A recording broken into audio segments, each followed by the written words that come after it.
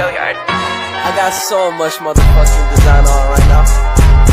Break it down, bring it back, make it clap. I got 3 old thoughts, new block, where that dick. Bitches on my line, and you know. Shalom adik-adik, gimana kabarnya hari ini? Pasti baik semua kan? Ada tadi yang mau sarapan pergi sekolah minggu? Oke, mantap, bagus, mau sarapan berarti ya. Oke, hari ini kakak mau berbagi cerita tentang Daud dan Goliat. Namun sebelum kita masuk ke cerita, kita mau bersatu di dalam doa. Kita berdoa. Bapa yang baik, kami mengucap syukur ya Tuhan untuk setiap berkat penyertaan Tuhan hingga kami dapat berkumpul anak-anak sekolah minggu untuk mengikuti ibadah di hari ini. Di mana ya Tuhan, sebentar lagi kami akan mendengarkan cerita tentang Daud dan Goliat. Kiranya Tuhan menguasai hati dan pikiran kami. Tuhan berkati anak-anak sekolah minggu agar tidak ribut dan tetap mendengarkan apa yang disampaikan oleh gurunya. Dalam nama Tuhan Yesus kami berdoa dan mengucap syukur. Amin.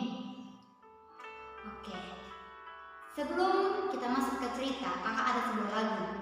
Lagunya itu. Oke, kakak mau cerita ya. Jadi nggak boleh ada yang ribut-ribut, harus diam.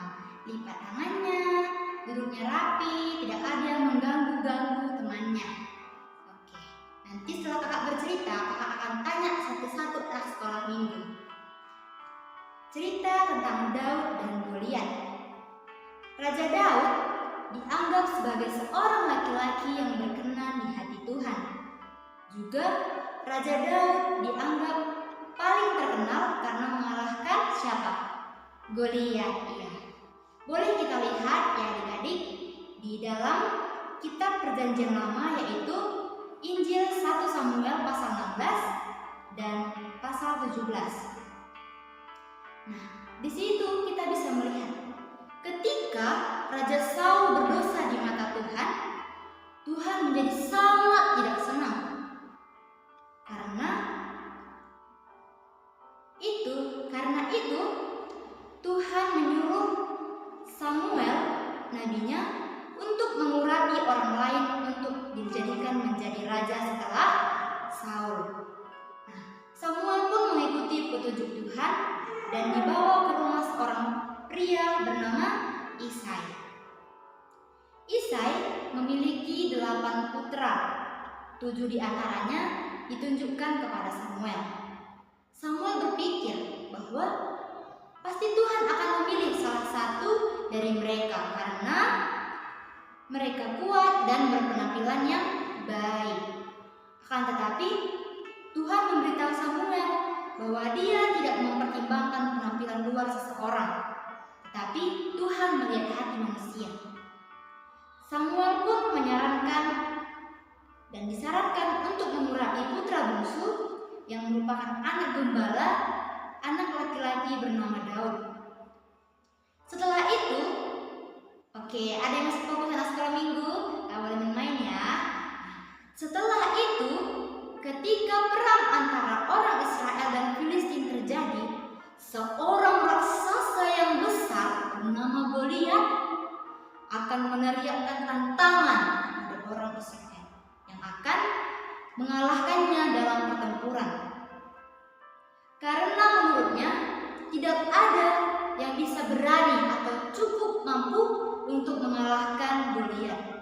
Namun ketika Daud mendengar Goliat menantang pasukan Tuhan, dia memberitahu kepada Raja Saul bahwa dia akan melawan raksasa yang besar itu. Raja Saul khawatir karena Daud bukanlah seorang pejuang.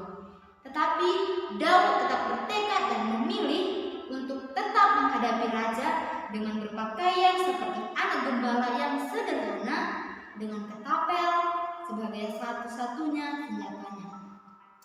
Akhirnya adik-adik, saat Goliat itu datang ke arah Daud, Daud memasukkan batu ke dalam ketapelnya dan menembak raksasa itu.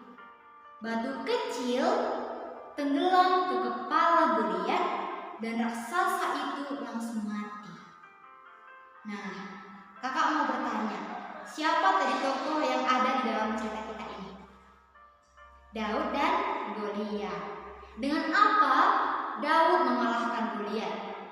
yaitu dengan ketapel dan sekecil batu. Iya. Pelajaran yang boleh kita ambil dari cerita Daud dan Goliat ialah Tuhan tidak pernah melihat penampilan seseorang, tetapi Tuhan melihat hati kita, Tuhan melihat ketulusan kita, dan Tuhan tidak membutuhkan umatnya yang mengenakan baju besi, pakaian yang mewah, dan lainnya. Tetapi seperti yang kakak bilang tadi, Tuhan melihat hati kita. Nah, jadi adik-adik, untuk adik-adik boleh ambil pelajaran dari cerita ini. Berpenampilanlah sederhana karena Tuhan lebih menyenangi hal seperti itu, dan itu semua harus didasari dari hati kita pribadi. Oke, untuk menutup cerita kita bersatu di dalam doa. Kita berdoa. Kembali kami mengucap syukur ya Tuhan untuk cerita yang sudah boleh kami dengarkan, yaitu cerita Daud dan Goliat. Di mana ya Tuhan, Daud berpenampilan sederhana. Kiranya Tuhan mengajarkan kami, Tuhan membimbing kami, dan Tuhan menuntun kami agar kami dapat meniru dan mencontoh sikap yang ditunjukkan oleh Raja Daud. Berkati kami ya Tuhan, ajari kami selalu agar kami menjadi anak-anak yang takut akan Tuhan, terutama menjadi anak-anak kebanggaan bagi orang tua kami. Di dalam nama Tuhan Yesus kami berdoa dan mengucap syukur. Amin. Baik, sekian dari cerita Daud dan Goliat. Kiranya kita boleh belajar menyikapi dan menunjukkan sikap yang seperti dicontohkan oleh Raja Daud. Dadah! I fucking with these hoes,